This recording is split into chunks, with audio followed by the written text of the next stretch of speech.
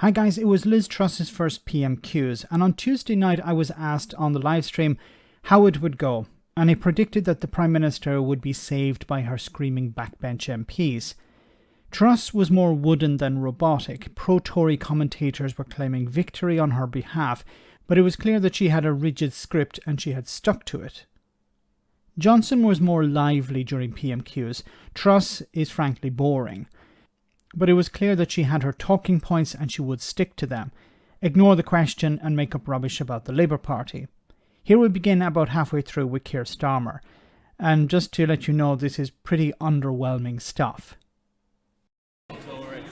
Mr. Speaker, it's extraordinary that not only is the Prime Minister refusing to extend the windfall tax, she's also choosing to hand the water companies polluting our beaches a tax cut. She's choosing to hand the banks a tax cut. She's choosing to hand the banks a tax cut. Add it all together, and companies that are already doing well are getting a £17 billion tax cut, while working people pay for the cost of living crisis, stroke victims wait an hour for an ambulance, and criminals walk the streets with impunity. Families and public services need every penny they can get. How on earth does she think that now is the right time to protect Shell's profits and give Amazon a tax break? Now, I think Keir Starmer should have taken a different approach. I don't know what sort of approach, but he's using the same line of attack as he was using with Boris Johnson. And it didn't really work. Sometimes it did, sometimes it didn't, but generally it didn't really land a punch. And I think he's using the same tactic with the new Prime Minister, Liz Truss. And I think he needs to find something else. I'm on the side of people who work hard and do the right thing. Well, obviously that's a lie, so we're back to lying again. You're not on the side of people, working people and people doing the right thing. You're on the side of the energy companies here. Because if you were on the side of working people, you would have introduced a windfall tax. You're not. It seems on Thursday, I recorded this on Wednesday, it seems on Thursday she's going to roll out a plan. And if I'm wrong, I will correct this, but it seems the plan is to borrow and make the taxpayer pay for it. And the taxpayer obviously being ordinary people, not the corporations. That is why we will reverse the national insurance increase, and that is why we will keep... Okay, but the national insurance increase does not help everyone. There are people who don't pay in national insurance, so those people will not be helped. Corporation tax low. And corporation tax, how is this going to help ordinary people who are struggling to pay their bills? Yeah, don't worry, ordinary people. I've kept corporation tax low. Because ultimately, we want investment right across our country. We want new jobs and new opportunities. And that is what I will deliver as Prime Minister. So there's nothing really new here.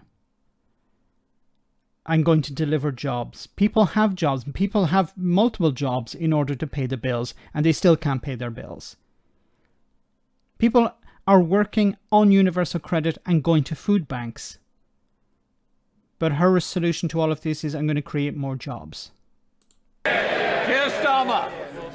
Mr. Speaker, the Prime Minister claims to be breaking orthodoxy, but the reality is she's reheating George Osborne's failed corporation tax plans, protecting oil and gas profits and forcing working people to pay the bill. She's the fourth Tory Prime Minister in 6 years. The face at the top may change, but the story remains the same. There is nothing new about the Tory fantasy of trickle-down economics. Nothing new about this Tory Prime Minister who nodded through every single decision that got us into this mess and now says how terrible it is. And can't she see there's nothing new about a Tory Prime Minister who, when asked who pays, says it's you, the working people of Britain. That's It's a good approach. Always say that you're the ones who are going to pay for this. Whatever policy she has, ordinary working people are going to pay for it. And I'd really bang on about how the corporations are getting away.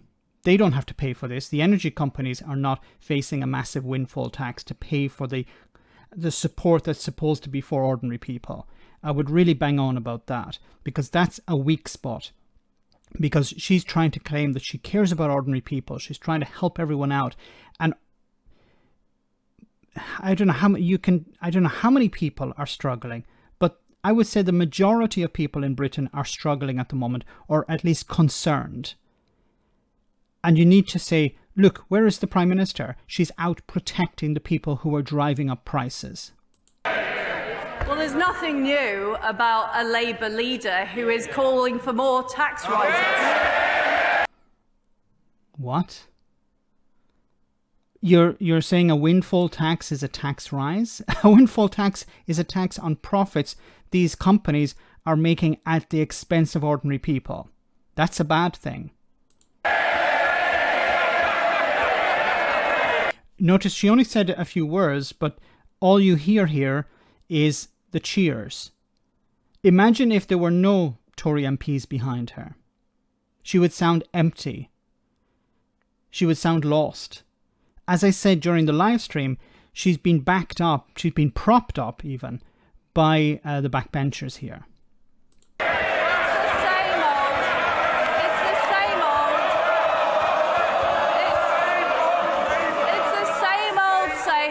Tax and spend. What I'm about is about reducing taxes, getting our economy growing, getting investment, getting new jobs for people right across the country. I'm afraid to say the right honourable gentleman doesn't understand aspiration. He doesn't understand. What? His dad was a toolmaker. His mother was a nurse. He did not go to a private school. He went to a grammar school, not a grammar school. I don't remember what school he went to, but it wasn't a private school. And a comprehensive school, actually, I think he went to. And he became a QC and was knighted for the work that he'd done as a QC. And you have this ex-employee of Shell telling him that he's not aspirational. Opportunity. He doesn't understand that people want to keep more of their own money. And that is what I will deliver as Prime Minister. This is typical ERG line.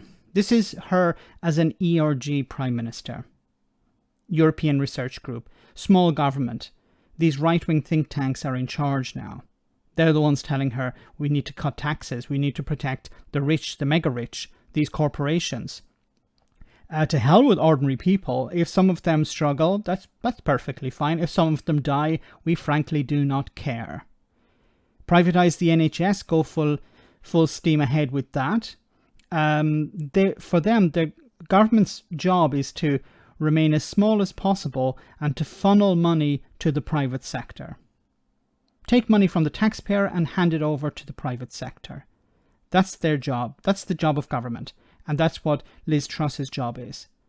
No mention here about helping ordinary people. She's talking about cutting taxes.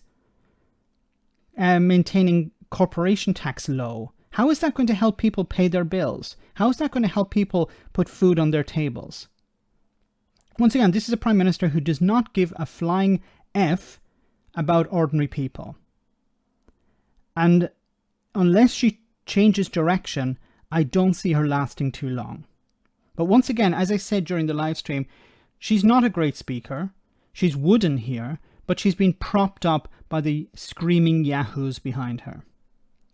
Let me know in the comment section, guys, what you think about all of this. As always, your comments are greatly appreciated. Thanks a lot.